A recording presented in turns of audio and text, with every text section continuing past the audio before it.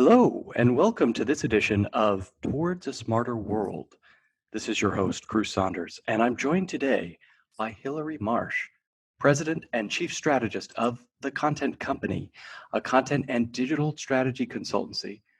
I've been following Hilary for some years. She has tremendous insight into content strategy and works with organizations on content creation, governance management, promotions, including across a lot of association and nonprofit clientele.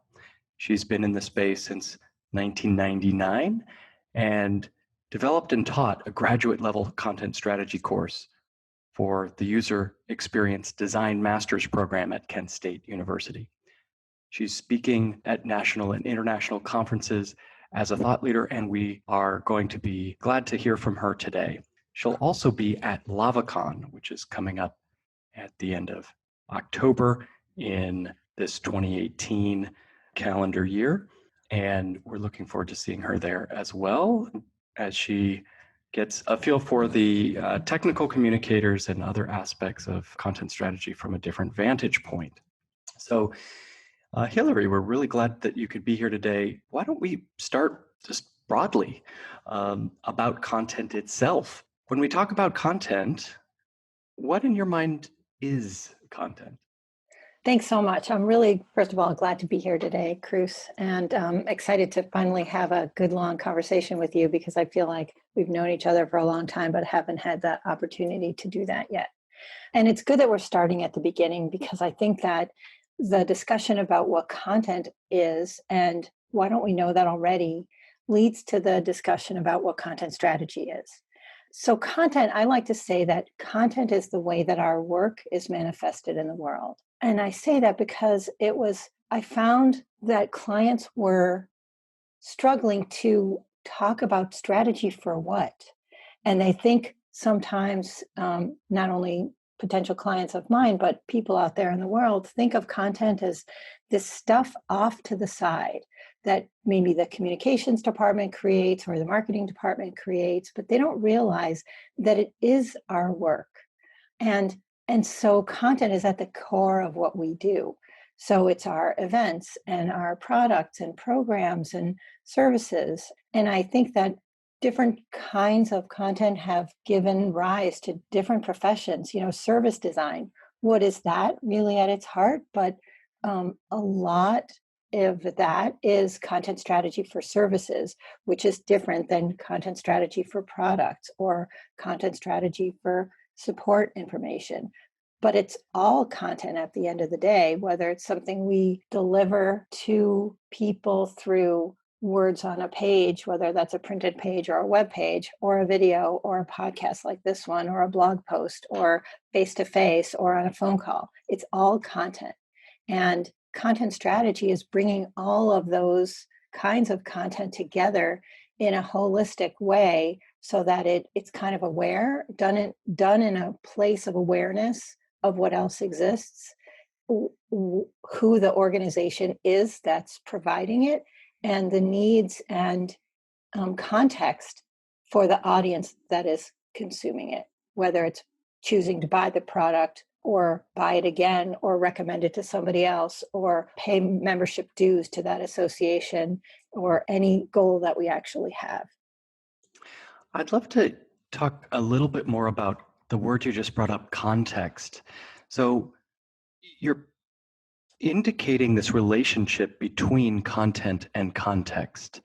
Can you talk a little bit more about context itself? What is that, and how does a content strategist work with it? So that gets a little bit into brand, right?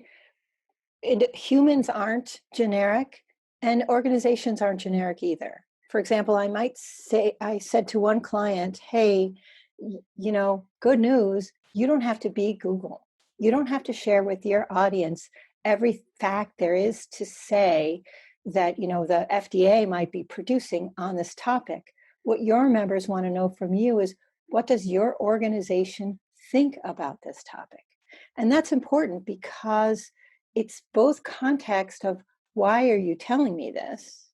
And what is it that you uniquely, your organization wants me to know from you and do because you're sharing this information? there's also the other layer of context in truly knowing who your audience is and what they need from you and how they need it. So if your audience is academics, they may have all the time in the world to read your 64-page PDF, and where you start at the beginning, you tell the entire backstory, and then you tell them the facts that they want to know, and then you go on for more depth. But if they're in a rush or reading it in their spare time or needing to know the little tidbit of what they need to do today, then that 64-page PDF is not really helping them, because maybe the information they want is on page 38, but they don't know. So context is who you are, who they are, what you have, what they're going to do with it, all those kinds of things. As we start talking about personalization, context becomes so important, especially the user context or the reader context or Yes. the customer context. Absolutely. So one of the other pieces in there, and that question that I ask all the time, and I truly feel like a 2-year-old, is why? Why are you publishing this? Why do you have this initiative? Why are you telling this person this bit of information at this moment?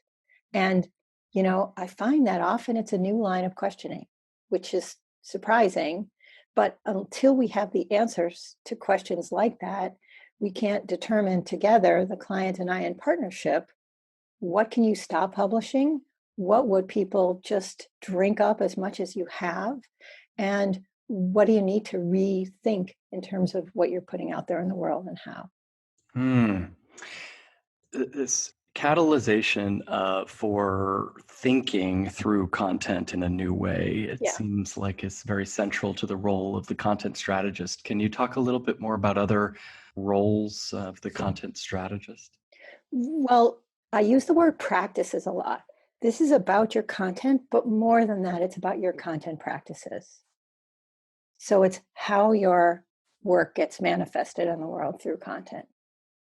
How Hmm. are you choosing your channels? Are your people talking to each other? Oh, they're not? That's interesting. I can tell by looking at your content. I can tell your people aren't talking to each other because they're publishing redundant content, or they're keeping online everything they've ever published, or they're just throwing it up there. And, this page had 7 unique page views in the past year. Is that good? But you asked me a different question. You asked, what are the different roles of the content strategist? Yeah, content strategist wears so many hats, and Yeah, I wonder if you could speak to some of them. sure. It's sort of a truism in the content strategy world that it's a form of therapy. And it really is, because it really gets to all of those answers to the questions of why. And it reveals, internal communications. So a content strategist is often a facilitator. I like to draw the parallel of content strategist to orchestra conductor. And I like to say that, just like in an orchestra, if every instrument or instrumental section were doing their own thing in their own way, it would just be cacophony. But if they have a conductor and they're playing the same piece of music, their mutual contributions add incredible richness and depth, more than they would have if they were by themselves. So that orchestra conductor metaphor of bringing everybody together and having it be the same piece of music for the audience's sake, that's really the heart of what it is. As a content strategist, I focus a lot on thinking about the kind of operations, governance, how does it get there, internal communications, the idea of a central content calendar. So the pieces of glue, because to me, that is the biggest challenge out there, is that everything's happening alone instead of together. There are other content strategists who certainly have other strengths that I might bring in to partner with me on certain projects, whether it's people with strengths in personas, which I do lead, but sometimes it makes more sense to bring somebody else in, taxonomies, which again, I do lead, but sometimes it makes sense to bring in somebody with a different set of expertise, content models, same thing. So those are different kinds of skills that are complementary, but maybe different. I also focus a lot in my work on the quality and readability of the content you're creating, so that it can resonate with the audience you're publishing it for. Mm. I love the visual of the orchestra conductor. It's one we're familiar with at A as well. We talk about orchestrating structure and semantic standards. So on the technical side, so that content can flow from usage to usage and channel to channel without manual transformation.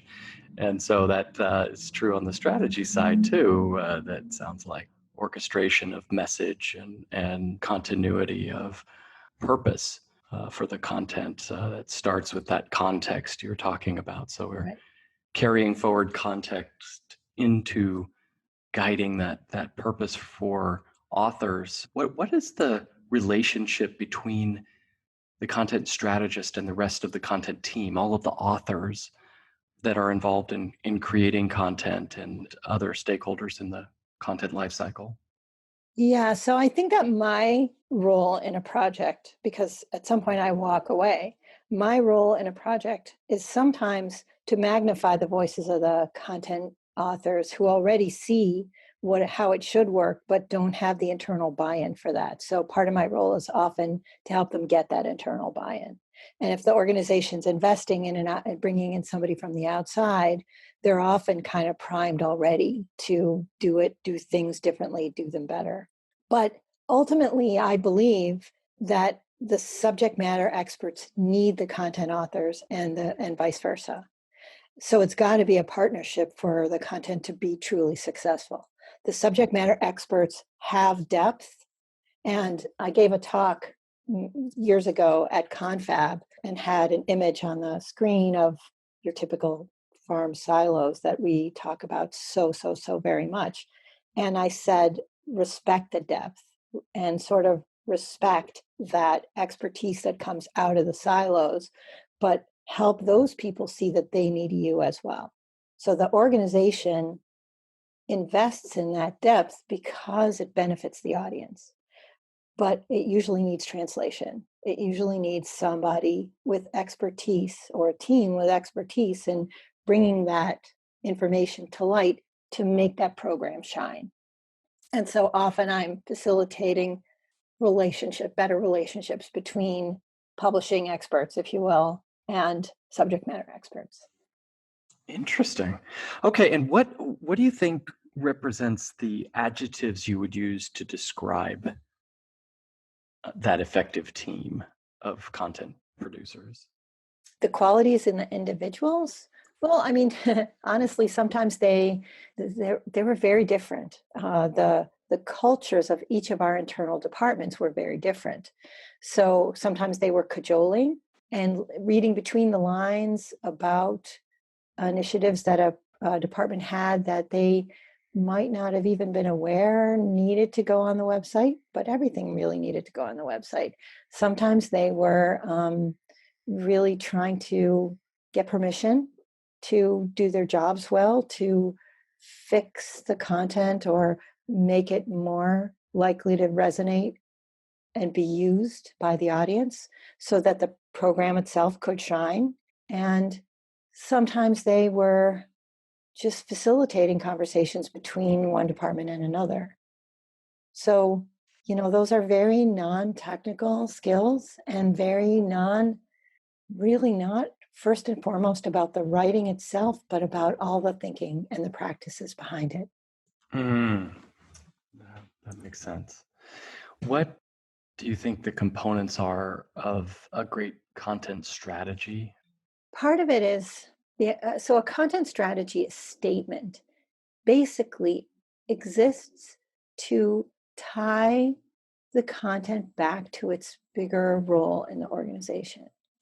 And we do that through basically a Mad Lib kind of format that Sarah Wachter-Becher invented. She was the first person I know of anyway who created this. Other people have talked about it and used it as well, but I think it originated with her.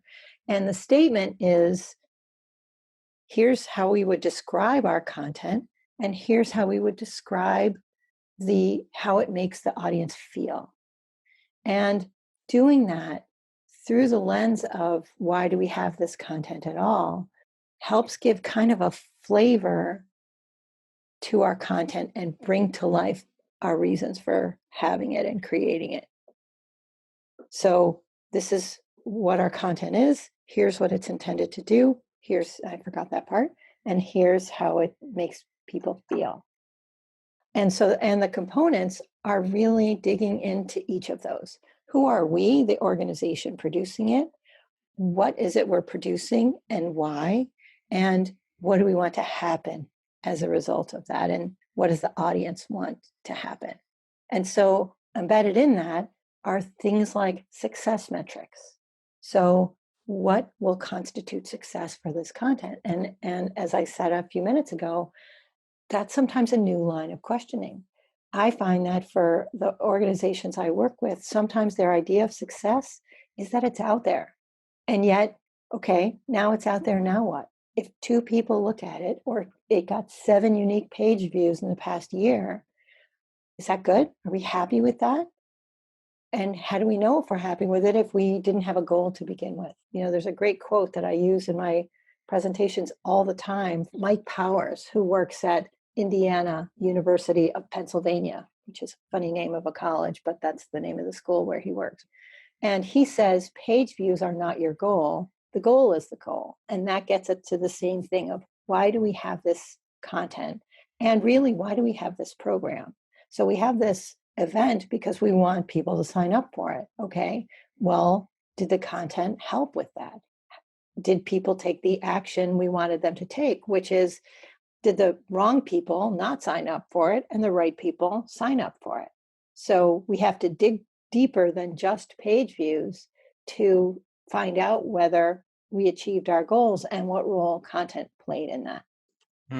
We've been having this discussion just over and over recently with enterprises that are dealing with page-based everything, page-based authoring, page-based analytics, page-based thinking, and it ends up translating into a lot of metrics that we can't actually use to optimize the customer experience. We're just optimizing pages.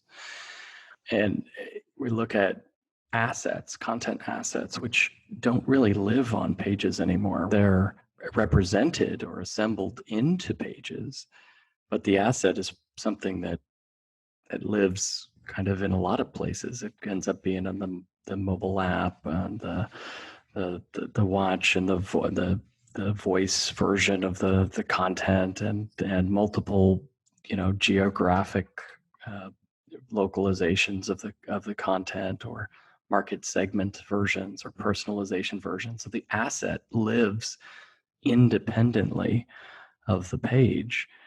So this whole regime around page-based analytics is just not useful anymore. I think it used to be. I think it gives us some proxy for interest in a particular topic if the page, quote unquote, is associated with a particular idea. We can begin to track interest in certain kinds of content. But if we had an asset-based approach to analytics, I think we'd have a lot more real insight to drive the strategic conversation and the optimization process. Yeah, I find sometimes that it's outside the content world altogether.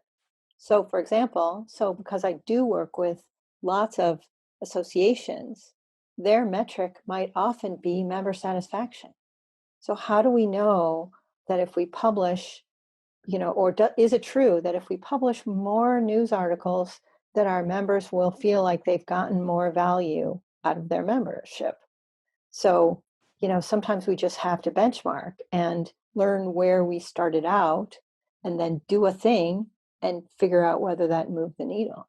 So part of it is that we don't always know where we're going to go, but we're never going to be able to have any kind of metrics unless we start by documenting where we are today. Yep, indeed. So I don't know whether that translates exactly to kind of a more product-focused company, but certainly the organizations I work with, the things that they have in common is that they are about the content. So I work with intranets, I work with associations, I work with higher education, universities sometimes. And so those are very much not entities with marketing people and tech support and some of the common departments or divisions that other kind of more product focused enterprises would have. The organizations that I work with, their content is what they do. Switching ideas, how technical should content strategists be? You're probably not going to be surprised at my answer, but for me, it's not about the technology because technology changes so quickly. I'm more in the driving the car place than I am in the look under the hood place. And I always have been. I mean, at one point, I helped organizations choose content strategy. So before I worked at the National Association of Realtors, I was independent from 2001 to 2005. And during that time, CMS selection was one of the things I helped with sometimes, but it was always from a business perspective. So whether it used this kind of code or that kind of code, it didn't matter. I was on the side of, is this helping the business accomplish what it wants to accomplish? I was leaving the how part always to IT.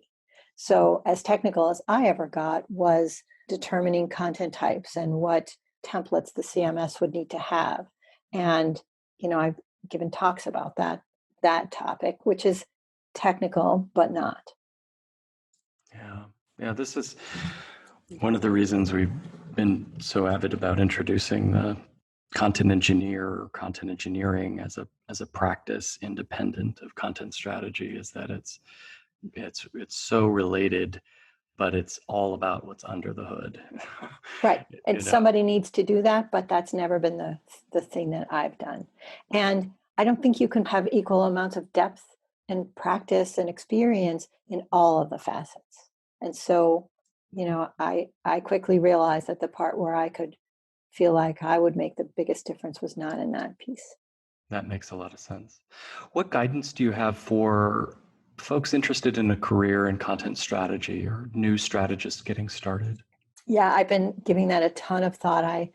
As you said in my bio, I developed and taught the first graduate level content strategy course and worked with an instructional designer at Kent State to create this course. And I've been in the process for quite a long time of developing a content strategy school, and I'm learning a lot about best practices in online learning in addition to the work that I did.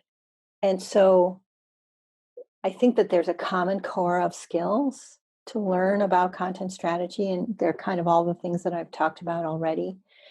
But then it's also figuring out what are the pieces you're most passionate about. And people don't usually do content strategy right out of school. I think you need a degree of business savviness in order to do it. I've seen a few exceptions, but not too many.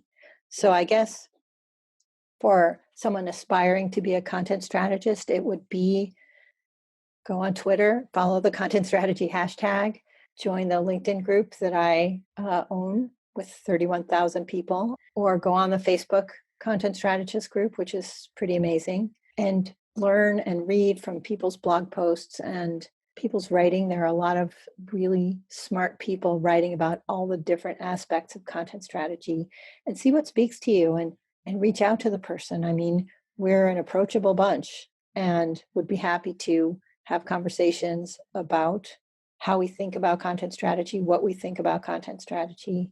There's meetups in almost every city. I have a list of them on my website of all the meetups I know of and all the online content strategy groups as well. So there's so many sources to learn and soak up information. There's great books out there. There are conferences they can attend. It's very much a hands-on field more than it is a strictly academic field. That might change over time. There's only one full academic program that I know of, which is based in Austria. There are other courses offered in other contexts, whether it's strategic communications or storytelling, which is more of the marketing sort of side of things, or user experience, because content strategy sort of has different kinds of next door neighbors depending on which aspect you want to focus on. So it's really exploring it. That's sort of the simplest way I can sum it up. And thank you, Hilary, for everything you do to both catalyze the community around content strategy, help make it a welcoming one for everybody involved, and also get new content strategists started. That's not in any one person's job description, and the fact you've taken responsibility and the leadership role in the community has been really instrumental for a lot of people in the industry. So thanks for doing that. Thank you for saying that. Yeah, I feel really passionate about sharing what I know in every venue I can think of. You wrote a question on social one time. You're not a content strategist. If Yeah, I sort of put that up almost like a random question on Twitter, and tons of people replied. I thought, oh, it'd be fun. And people had great answers. I put it on LinkedIn and I put it on my website. And so you're not a content strategist if, for example, if one of the things that I said is if you're not involved in discussion about why the organization is producing the content you write. Other people had other amazing answers that if you're recommending solutions that are not actually possible to do and sustain, or if you think tools can solve content strategy problems. That was one of my favorite answers. If you don't think about how content is created, managed, and delivered from Scott. Yep. Abel. Yep. No, there were great answers. I loved all the answers. If you think governance is a big bag of rules. Yep. Yep. If you think content is just about marketing, or, from another side of the community about documentation or technical communications. I don't think, this idea that the content belongs to one department or something, I think is yeah, I mean, I agree 100 times with that, because I think a lot of companies do that. They think, oh, content, that's something that the communications folks do. It's not what I do, but that's not true. And, so for example, in the organizations I work with, one of the departments that they usually have is a department that advocates for the profession on Capitol Hill or at a state level or whatever their focus might be. And so those people are so deep in their expertise. They're really good at what they do. They do really important work, but they'll say, we published a comment letter about HR 432B. And I'm like, can you please speak English? Because I don't understand what any of that meant. And meanwhile, it's an issue that's of integral importance to the organization. But this is not a communications department problem. It's a translation problem. Yeah, there's a need to recognize content conversations that are happening between the organization as a whole and the public. Yes. Stitch that together wherever they're happening inside of an organization. And it seems to me like the true content strategists, the one with it in their bones, have an instinct to try to connect those conversations into a coherent whole, not just kind of meet the editorial objectives of a particular department. No. What you just said, stitching it all together, that is the essence of content strategy. Content strategy is so the definition I learned two definitions in 1999 that are still so very true. One is content strategy is the who, what, when, where, why, and how of publishing information. And part of and my roots are in publishing. That's how I started my professional career. And so rather than just writing, this is about like being the editor-in-chief or the orchestra conductor of everything. And so what that means is a sense of prioritization and of connection as well. So that stitching it together is why it exists at all. And extracting that value out of the mind of the subject matter expert and translating it for the audience and putting it into the context of what everybody else is doing gets back to the organization's strategic goals. So that is a perfect segue to what are some of the signs we can look to prove to executives that a content strategy is effective? So, I'm in the last stages of completing a big research project, content strategy research project, looking at how associations are adopting content strategy. So their adoption rate, maturity rate, and that kind of thing. And one of the things that I did was interview 4 different CEOs to ask them that very question, because I wanted to make sure that our presentation about our research wasn't designed with an audience of communicators in mind, but rather of an audience with CEOs in mind. So I called, CEOs who I know and respect and asked them, how do they know? And it was really interesting that their answers fell into 2 buckets. One is that the things that they offer were more successful. And 2 is that the governance was such that everybody knew what role they played, so that the CEO wasn't getting, sort of that arbiter role and wasn't put in the position of being a mediator between different groups who both, thought, oh, my content's the most important. No, my content is the most important. And those kind of conversations really should never get to the CEO level. So content strategy is effective when the operations of it run smoothly and when the results are what the organization wanted. What are some of the steps that we can take to make content strategy a part of an organization's operations overall, if it's not already? Who should take the lead driving that change? I mean, that was one of the things we probed in our study as well. It looks different depending on who's in charge. It looks different. Content strategy looks different if a marketer is leading the effort, or communications, or in the association world. I have found more than one instance where the people came from education.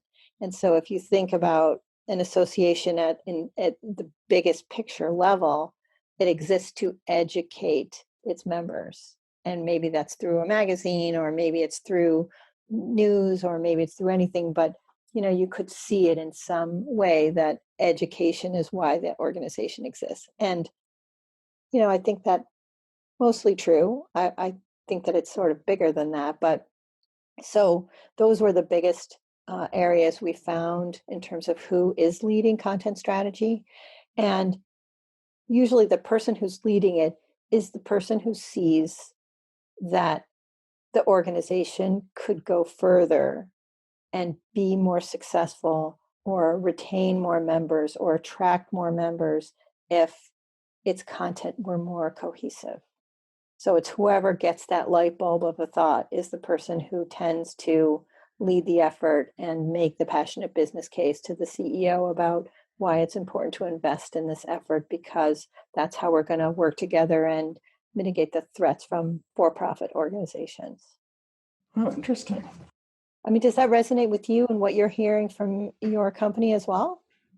In the enterprise, it's a little different because we have so many tiers involved, and the strategy usually doesn't make it all the way to the C-level as a chartered initiative. It is mostly being enacted in the enterprise within silos. And so the reporting up to a CMO, or reporting up to a VP, or somebody responsible for customer experience. And so the people leading and innovating change and progressing systems around content are sometimes kind of director level, sometimes VP level, and occasionally we have been working with C-level folks, CMO, CIO types. But creating the cross-functional, cross-enterprise conversation is the real challenge, especially as we look to enact change within content systems. A lot of that change depends on cross-functional conversations, some of which are just getting off the ground in a committee, or some other kind of mutual recognition among peers that these problems aren't going away by themselves in terms of the scaling issues around content and the challenges that everybody's dealing with, trying to publish more material than ever to more places than ever. It's out of those kinds of conversations that we're seeing the recognition of the need for cross-functional orchestration Yep. roles. Yep. And the content strategy conversation is it just naturally emerges from that. So to some degree, I think that the fact that our technical tools aren't serving us well is kind of a symptom of the fact that people aren't working together and creating content in a common way and having common understanding of top priority audiences and having a common understanding of how their work fits into and supports the organization's goals. How it just works its way down into, right, and our content doesn't even sound like it's from the same organization and has nothing in common with the way those people are creating their content over there. And we need to sort of start with the root and build it back up in a new way, I think, to make it work better. For sure. I feel like the customer experience is so cross-functional nowadays that we can't have the luxury to silo anymore. We have to talk to everybody involved in that experience, whether it's pre-sales, post-sales, the lobbying folks, the operations folks, the people dealing with events, the people dealing with even internal kinds of functions like recruiting and onboarding and whatnot. All of those kind of experiences are dependent on content from different places if to create something that's coherent and meaningful to a customer. And the trend we've been seeing within enterprises is at least content communities of practice, or centers of excellence, or knowledge sharing communities being formed just completely from a grassroots level in order to have those conversations. Yep. I really think that in order to make the biggest difference, that ultimately we need to get the C-level involved from a leadership position in order to charter actual functional groups that transcend silos to help to stitch together strategy and engineering practices across the different parts of the organization. Yep. One of the other things that I like to say is content strategy is an HR issue. So all the things that you were just talking about, which I spend a lot of time thinking about as well and talking about with my clients, get to both organizational culture, also how people's job descriptions are cast. For somebody to change their behavior and start participating in or championing the idea of a cross-silo or cross-departmental team, that has to be part of what they're measured on. Their internal success is measured on. If you want somebody to do something, you have to put it in their job description and motivate them and reward them for acting differently. So I think that the other piece that has to happen to make that possible is to reduce the volume of what you expect everybody to do, and to remove the lowest value activities and content, if you will, from everyone's plate, because we need the depth. We can't dismiss the value and critical importance of the depth of experience that anybody brings. And so if now they're going to also have to not look down in the depth, but also look across to put a better context in what they're doing, they need time for that. So instead of volume, we're probably talking about do less, but do it better, so that we have time to do those cross-functional things that we must do to serve the audience better and must do to set that context better. Yeah, and also have time to be able to work on the process around the content. I mean, we are seeing departments being asked to deliver literally 2x the content that they were last year in some cases. So they're being asked to do more, not less. And those departments are also having to copy and paste that content into more usages. So they end up Right. So having that whole process transformed will make an enormous difference in the time that they have to think about their work more creatively. Yeah, I think the organizational leaders involved in setting forward the overall organization strategy would do well to consider that expression of that strategy in the form of content. We call it content, but to your point at the very beginning of our discussion today, it's an expression of the entire operating basis for an organization. Yep, right. And I really had trouble articulating it for so long, but I had to find a way to get across the point that we're not talking about something extraneous here. It is your work. It is the expression of the work of the organization. And that expression is what is creating the experiences for our customers and our members and our candidates and our stakeholders and our constituents. It is the expression of what we do that creates that experiential interface layer between the organization and the rest of the world. Right. So content is this experiential interface layer for everything a company is. Yes, absolutely. Wow. I love this conversation. Thanks so much for your time. Sure. I'm looking forward to seeing you at LavaCon. What will you be discussing there? So the name of my talk, which I've given before, although I'm completely rethinking it this time, it's called Managing the Politics of Content. So it's very, very, very much along the lines of all the things we've been talking about today. Because content is political. And it's political because people who are responsible for creating a program or a product are passionate about what they do, and they are not, first of all, rewarded for doing it differently or working with other people to do it or working in partnership.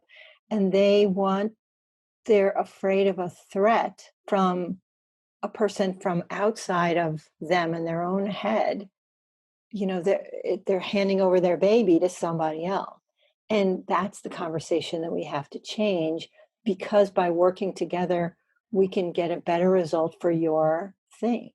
We're in partnership to help your program shine. But that is a new concept to someone who has deep subject matter expertise and who's been responsible before for soup to nuts, from having the idea of the product to making sure it gets out there in the world. And it's hard for them to let go. And that's where the politics come in. And the need for trust and the need for thinking about your culture differently. Terrific. If our listeners would like to follow you and your work more closely, what is the best place for them to look? Probably Twitter. Okay. Although I do tweet a lot about the U.S. political environment because I cannot help myself because it's so very upsetting. But yes, probably Twitter or LinkedIn or my website, contentcompany.biz. Terrific. All right. And if you would like to see Hilary and myself at LavaCon, check out the LavaCon website.